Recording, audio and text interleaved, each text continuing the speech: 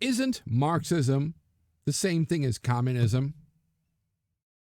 Stalinism, Leninism, Maoism, Marxism, communism, socialism, all these isms. How do they differ? These and other questions will be answered right after this.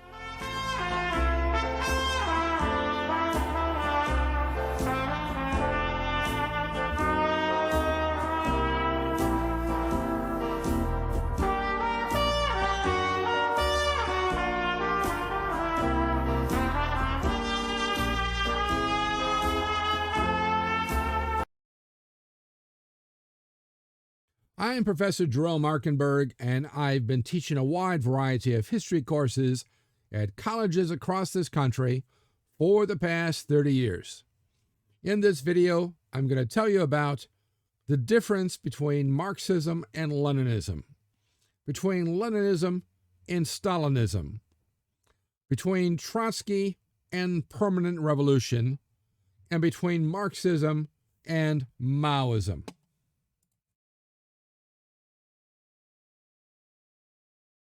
At the end, I'll have the wrap-up quote on this video, so make sure to stick around for that. But first, make sure to click like, share, and especially subscribe, that little bell thingy, so I can continue to bring you more great videos just like this one.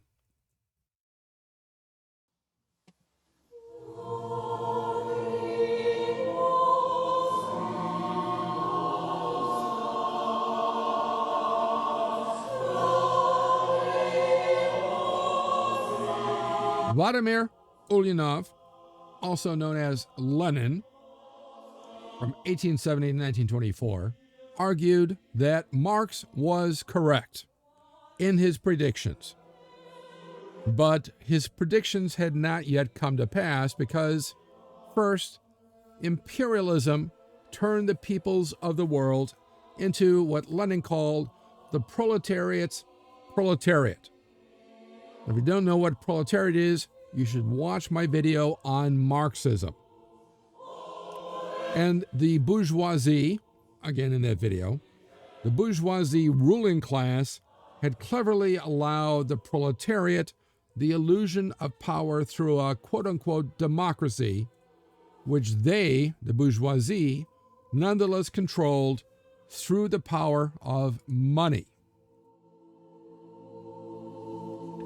Further, as Lenin said, through their own power alone, the working class can develop only trade union consciousness, unquote.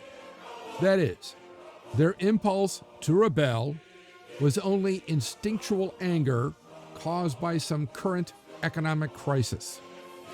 But through a party of professional revolutionaries, the Communist Party, which educates the workers into developing true revolutionary goals in any way possible, quote, the ends more than justify the means, unquote, Lenin said, a socialist revolution can and will be achieved even though Russia is not yet in the capitalist stage. Remember, according to Marx, you cannot have a socialist revolution until you are well advanced into the capitalist stage of history. And then you need the proletariat, essentially the factory working class, to lead the way. Lenin's real problem was that Russia was not yet in the capitalist stage, much less the advanced stage. It was still in a feudal stage, and according to Marx, still had to first undergo a bourgeoisie revolution before it could even get to the capitalist stage. So essentially, Lenin is saying that we can skip this bourgeois revolution, or maybe telescope it, and skip the capitalist stage altogether. So like a telescope, collapse it, and go directly from the feudal stage into the socialist workers' paradise.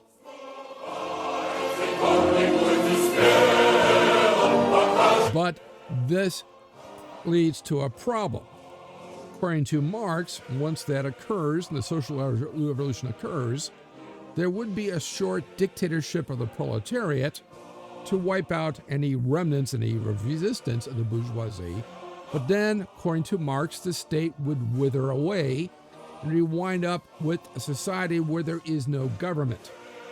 Everyone is just helping each other out to do the best they can, while still having an industrialized commercial economy. Now, Lenin, of course, has this different problem, because he is saying we can skip the capitalist stage altogether and go directly from the feudal stage, skip the bourgeois revolution, and go directly over capitalism stage into the socialist revolution, and then directly into the socialist workers' paradise. But this requires more of a problem. So, he says, the revolution, that socialist revolution, once achieved, would not mean, at least at first, no state, but first the institution of elected workers' councils, whose members served at the whim of the workers. Now, in Russian, a workers' council is called a Soviet, for which you get the idea of Soviet Union. Anyway, they're simply workers' councils. And the function of these workers' councils, since the ruling class is clearly not going to go quietly, was to ally with the very numerous peasantry and smash the bourgeoisie and all its works through violence, terror, and murder. This is what he calls the dictatorship of the proletariat. According to Marx, this would be a fairly evolutionary, violence-less a thing. Bourgeoisie would just wander away, and everything the socialist workers would take over, and it would be a very peaceful transition. But, of course, remember, Lenin is saying he has to skip the stage, and the skipping the stage requires you to kill, terror, murder, violence of the bourgeoisie in all its works.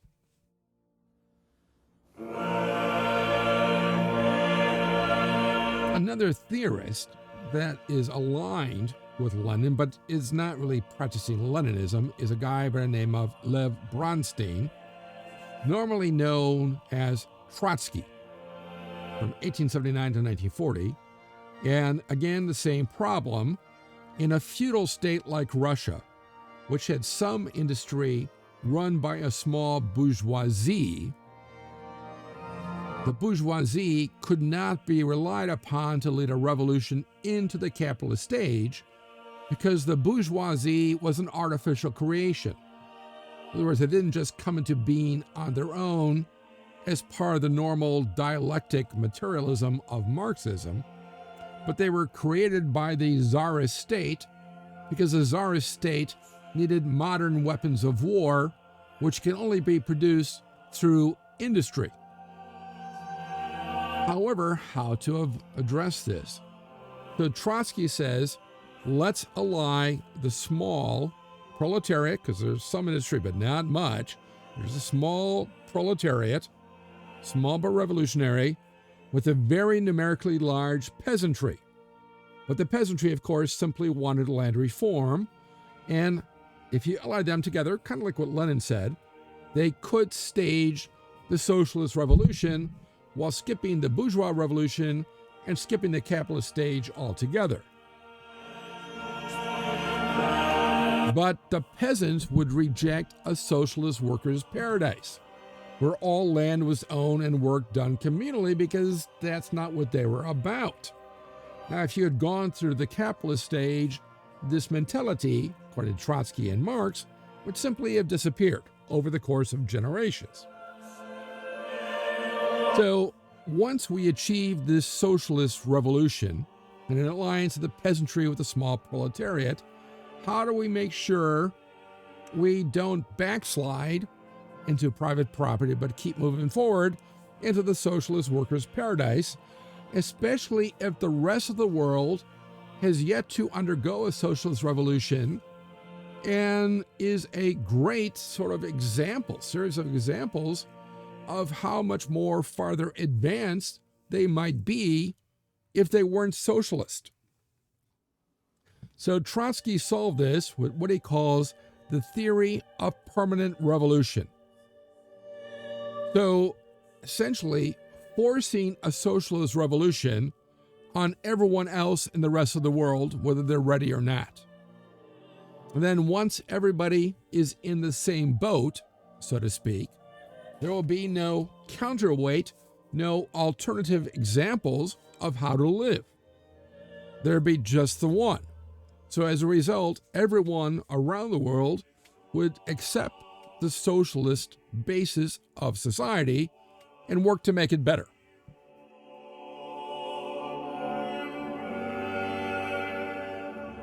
So at home, the peasantry would be kept in line. The peasantry, when everyone else at home in Russia, would be prevented from being seduced by, again, in the West, there were consumerism and what he calls a false democracy, which disguised the masses' true oppression and exploitation by elevating the possession of goods they themselves produced for a pittance in wages and then bought for far more from their bourgeoisie employers to a so-called social necessity is part of what the bourgeoisie is defining as part of the good life. And then the bourgeoisie deludes the peasantry, the proletariat, and the rest of the world through the sham so-called democracy that seems to give the masses power, but it's really run and controlled by the bourgeoisie with their hordes of money for their own benefit.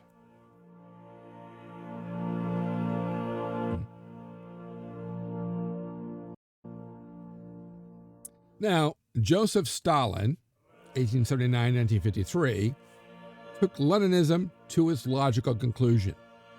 He was not a great thinker or intellectual, but after Lenin dies in 1924, he is in kind of a fierce competition with Trotsky over who will control Russia.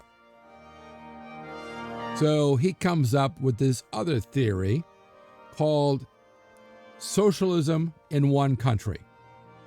So we don't need to worry about what the rest of the world is doing. We'll just totally isolate ourselves from the rest of the world, and our peasantry and proletariat, our people, since they would know nothing of any alternative way of life, would simply work together to achieve the socialist workers' paradise. And they would do this through the dictatorship of the proletariat. So a very strong central government, which might and probably would include labor camps and concentration camps, and almost certainly mass killing on a vast scale for anybody who opposed it. And of course, Stalin says, well, we're also going to need to be rapidly industrialized. We're still going to telescope ourselves, but we have to go rapidly from the feudal stage into a capitalist stage, and then immediately into the socialist workers' paradise. But we need a strong military to protect ourselves against foreign bourgeois imperialists who would seek to destroy our revolution. With this, Stalin wins out over Trotsky, which you can find out more about in my videos about the Russian Revolution. Now the trouble is, how are we going to pay the workers to build up our industrial plant?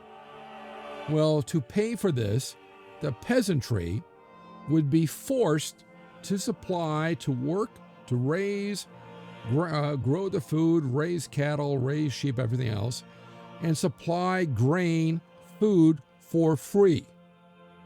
Now, of course, they're not going to want to do this, at least at first, out of the generosity of their heart, because many of them are still committed to this idea of private land ownership. So how do we do it? Well, the state, as part of this dictatorship of the proletariat, will seize their land and force all the peasants into collective farms, which is kind of a concentration camp farm, where the peasantry would work for state goals in a command economy run by the Communist Party. And if anybody who resists this collective farms Well, as you see here, some will be shot and others will be starved to death. Will just prevent them from having any food. And Stalin, in fact, does this and winds up killing off about 20 million people, deliberately.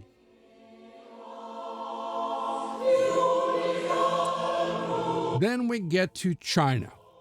China, like Russia, is still in the feudal stage. It does actually have some industrialization run by a small bourgeois class, but it has a tremendously large peasantry, who really, again, want, like the Russian peasantry, to own their own land and get a better deal, which they at the time didn't get. So Mao Tse-Tung, who was born in 1893 and dies in 1976, well, China, we can skip the capitalist stage. We can go directly from feudalism directly into the socialist workers' paradise by a revolution, but in this case, it won't be led by the proletariat, which he says is non-existent. Not entirely true, but that's what he says, but by China's numerous peasantry. Now, Lenin, remember, it was an alliance, Trotsky, and it was an alliance of the small proletariat with the vast peasantry. Mao is simply skipping the proletariat entirely and basing it all on the peasantry. But it's going to be a peasantry that will need to be re-educated to believe in a communal system where they all work together to help each other out. Which isn't that terribly different than feudal China, but the state will be in charge. Now, this actually works in order to seize power, and as a result, Maoism becomes the idea behind revolutions in almost entirely peasant states, who are still in this feudal stage, in Laos, Vietnam, Korea, Cambodia, Cuba, Africa, Latin America, and the rest of the world. The wrap-up quote. The replacement of the bourgeoisie by the proletariat, by the proletarian state, is impossible without a violent revolution. It would be extremely stupid and absurdly utopian to assume that the transition from capitalism to socialism is possible without coercion and without dictatorship. Capitalism cannot be defeated and eradicated without the ruthless suppression of the resistance of the exploiters. We must crush them in order to free humanity from wage slavery. Their resistance must be broken by force. Only in a communist society, when the resistance of the capitalists has been completely broken, when the capitalists have disappeared, when there are no classes, only then the state will cease to exist. It becomes possible to speak of true freedom. Comrades, we need to set an example. You need to hang without fail so that the public sees at least 100 notorious capitalists, the rich and the bloodsuckers. Publish their names, take away all of their wealth, execute the hostages. This needs to be accomplished in such a way that people for hundreds of miles around will see, tremble, know, and scream, "Kill the rich!" P.S. Use your toughest people for this. Lenin, 1918.